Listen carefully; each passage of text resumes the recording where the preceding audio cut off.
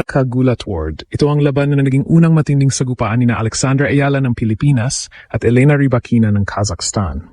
Italian Open 2026, Round of 32, Rome Clay Court. Sa kabilang side, si Elena Rybakina, world number 2 Grand Slam champion, isa sa pinaka-delikadong servers sa women's tennis. Sa kabilang side naman, si Alexandra Ayala, ang Filipina sensation na patuloy ng umaakyat, patuloy ng nagpaparamdam at hindi na natatakot humarap sa pinakamalalaking pangalan ng WTA. At kahit natalo si Alex sa score na 6-4, 6-3, hindi ito ordinaryong pagkatalo. Dahil sa unang meeting pa lang nila, ipinakita ni Alex na kaya niyang makipagpalitan sa isang elite player. Hindi siya basta tinangay. Hindi siya nagmukhang turista sa court. May rallies, may resistance, may moments na napapatingin ang crowd. Dahil ang batang Pinay, lumalaban sa power, reach, at championship experience ni Rybakina.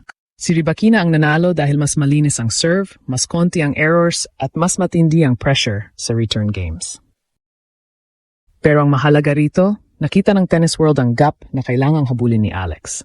At mas nakakagulat, ilang linggo lang matapos ang Rome heartbreak, bumawi si Alex sa Berlin at tinalo rin si Rybakina sa straight sets. Kaya ang Italian Open first meeting na ito, hindi lang loss. Ito ang naging blueprint. Ito ang naging lesson. Ito ang unang chapter ng Ayala versus Rybakina rivalry at pag-usapan natin ang laban na gumising hindi lang sa Pilipinas, kundi pati sa Kazakhstan tennis fans. Alexandra Ayala versus Elena Rybakina, first meeting, Italian Open 2026. Sa papel, malaking lamang si Rybakina. World number 2. Former Wimbledon champion, isa sa pinakamapanganib ang serve sa WTA. Matangkad, mahaba ang reach, malinis ang ball striking, at kapag nakuha niya ang rhythm sa first serve, halos wala kang libreng puntos. Yan ang klase ng kalaban na hindi lang basta malakas. Elite, proven, sanay sa Grand Slam pressure, sanay sa center court, sanay sa big matches. Pero ang tanong, bakit naging malaking usapan pa rin si Alex kahit natalo? Dahil ito ang klase ng laban na hindi lang tinitingnan sa score. 6-4, 6-3 ang final. Si Rybakina ang nanalo. Pero sa court mismo, makikita mo na hindi na outsider ang dating ni Alex. Hindi na siya player na pumapasok lang para mag-experience. May plano siya. May tapang siya. At higit sa lahat, may game siya na pwedeng humamon kahit sa top 2 player sa mundo. Unang set pa lang, ramdam na ang difference sa serve. Si Rybakina, kapag tumama ang first serve, automatic pressure agad kay Alex. Kailangan ni Alex mag-react ng mabilis, kailangan niyang hulaan ang direction, kailangan niyang ibalik ng malalim para hindi agad ma-finish ni Rybakina sa next ball. At dito nakita ang malaking lesson. Kapag world number 2 ang kaharap mo, hindi sapat ang simpleng return. Kailangan quality return. Kailangan may depth. Kailangan may direction. Dahil kapag maiksi ang bola, tapos na agad ang punto. Pero hindi rin basta-basta bumigay si Alex. May mga moments na nakakapasok siya sa rally. Kapag napapahaba niya ang exchange, mas nagkakaroon siya ng chance. Nakikita ang lefty angles niya, ang counterpunching niya, at ang ability niyang gumalaw sa baseline. Hindi siya takot mag-open ng court.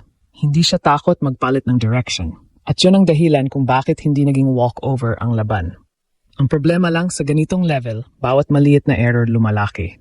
Isang double fault, isang short ball, isang late footwork, isang mababaw na return, pwedeng maging break point. At dun pumasok ang experience ni Rybakina.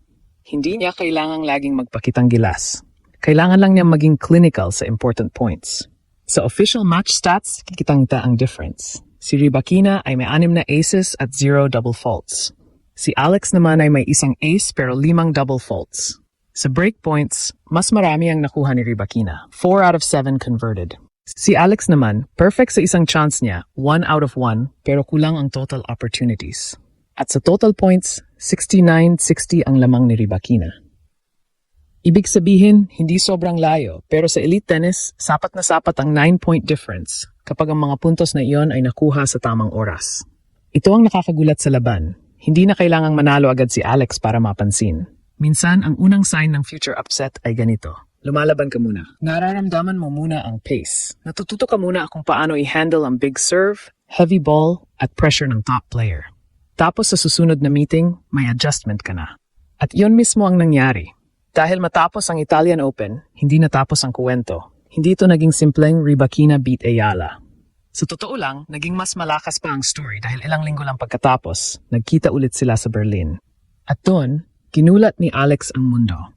Tinalo niya si Rybakina 7-5, 6-4 sa grass court. Kaya biglang nagkaroon ng bagong kahulugan ang Rome lost. Hindi pala iyon ending, simula pala iyon. Ang pinakamagandang angle dito ay ito.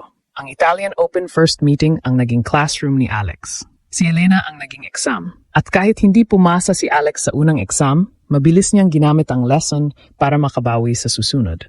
Sa Rome, nakita ni Alex kung gaano kabigat ang bola ng isang world number 2. Nakita niya kung gaano kahalaga ang first serve percentage. Nakita niya kung gaano kadelikado kapag hindi malalim ang return.